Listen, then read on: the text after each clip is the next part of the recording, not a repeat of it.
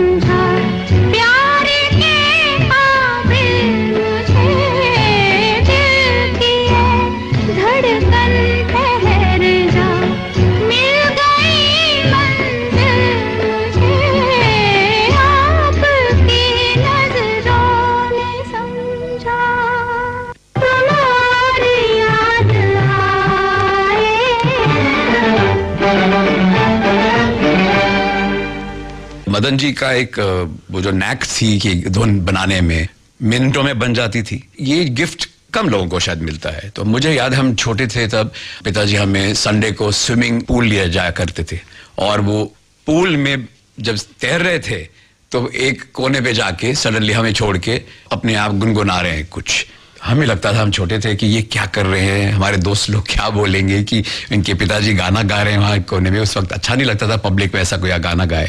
फिर हमें बाद में जाके समझ आती थी कि उस वक्त उन्हें कोई धुन सूझ रही थी, और उस वक्त और कोई तरीका नहीं था कि धुन रिकॉर्ड हो। तो फिर वो घर आते हारमोनियम में बैठ के, उनको जो उस वक्त सूझी होगी धुन, तो ऐसी धुनें बनती थी। एक मिसाल है जो लोगों ने सुनी भी है, क्योंकि मैंने शेयर भी किया है, मौसम का एक गाना है, दिल ढूंढता है।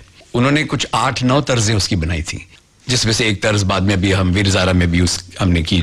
तो क्या है, उनको एक देन थी कि अलग अलग धुन को वो बना सकते थे। और कई गाने उनके जो बड़े पॉपुलर हैं, लोगों ने शायद ये महसूस किया होगा कि उन्होंने गानों में अंतरों की ट्यूनिंग अलग बनाई है। अंतरा 1 अलग ट्यून है, अंतरा 2 अलग ट्यून है। तो ये एक देन उनमें थी कि कोई बड़ी अलग अलग किस्म की धुनें बनाते थे।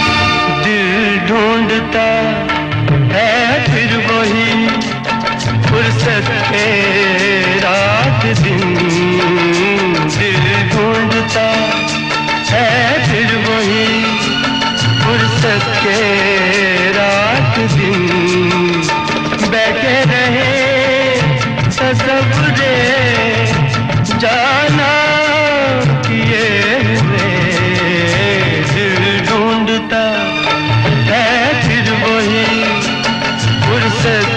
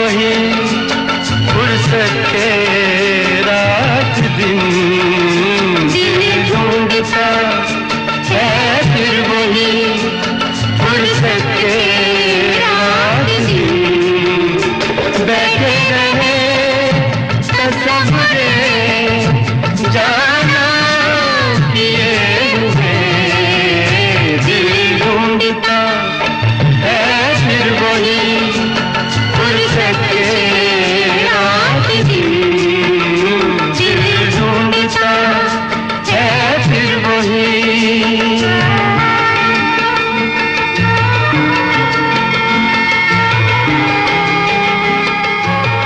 ऐसे कई बहुत खूबसूरत से गाने हैं जिनके साथ रोचक किस्से जुड़े हुए होंगे। समीर जी, मैं जानना चाहता हूं कि वो लग जा गले कि फिर ये हंसी रात हो ना हो, इससे जुड़ा जो वाक़या एक्चुअली क्या है रवि जी, ये करीब 1.5-2 साल पुरानी बात है कि मेरी मनोज कुमार साहब से मुलाकात हुई। आप जानते हैं वो कौन थी फिल्म के हीरो वो थे, और उन्होंने मुझे बताया कि ना ही मैं हीरो था उस फिल्म का, पर मैं उस पिक्चर की स्क्रीन प्ले और डायलॉग राइटिंग में भी बहुत हद तक शामिल था, क्योंकि मैं वो राज खोसला साहब के बड़े करीबी मित्रों में से थे। और उन्होंने मुझे बताया कि मदन जी ने एक ट्यून बनाई सिचुएशन के लिए, लग जा गले, और उन्होंने राज खोसला साहब से कहा कि आप म्यूजिक रूम आइए और ये ट्यून सुनिए, आपके पीछे के लिए मैंने ट्यून बनाई है।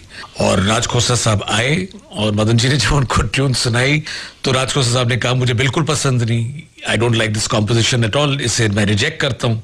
अब मदन जी इस बात से बहुत खफा हो गए, क्योंकि उन्होंने जिसको भी सुनाई थी वो ट्यून, उन सब ने उनसे कहा था कि मुझे बहुत पसंद है। तो उन्होंने मनोज कुमार साहब को और उस पिक्चर के प्रोड्यूसर एन सिप्पी साहब को फोन किया और कहा कि आप जरा दोनों मेरे म्यूजिक रूम में तशरीफ लाएं, आपसे जरा मुझे बात करनी है। और वो जब दोनों आए तो उन दोनों को ट्यून सुनाई और कहा कि आपको कैसी लगी ट्यून। दोनों ने कहा हमें बहुत अच्छी लगी, पर उन्होंने कहा कि आपके डायरेक्टर साहब कह रहे हैं कि मुझे बिल्कुल पसंद नहीं। तो कैसे है, उन्होंने कैसे, उनको तो म्यूजिक की बहुत समझ है। तो मनोज कुमार साहब ने मुझे कहा कि मैंने उसी वक्त मदन जी के म्यूजिक रूम से खोसा साहब को फोन लगाया और कहा कि आप जरा कल मदन जी के म्यूजिक रूम में आ जाइए, मदन जी ने बुलाया है, हमें गाना फाइनलाइज करना है। तो जब आए खोसला साहब तो मदन जी ने कहा कि मैं तो जो आपको ट्यून सुना चुका हूं आपने रिजेक्ट कर दी। तो मनोज कुमार साहब ने कहा कि एक बार जरा फिर से सुना दीजिए। तो जब उन्होंने फिर से सुनाई खोसा साहब को ट्यून, तो खोसा साहब ने मजाक से कहा मेरा दिल कर रहा है कि मैं अपने आप को कुछ कर डालूं, पता नहीं मैं कल किस मूड में था या किस उधेड़-बुन में था जो मैंने इस ट्यून को रिजेक्ट किया, और मुझे तो बहुत पसंद है। तो मनोज कुमार साहब ने हंस के मुझे कहा कि देखो भैया ऐसा है, शायद मेरी वजह से ये धुन बच गई, नहीं तो पता नहीं अगर खोसा साहब का बच जाता तो ये ट्यून रिजेक्ट हो जाती। लग जा गले के फिर हंसी रात हो न हो, शायद फिर से जन्म में मुलाकात हो न हो। लग जा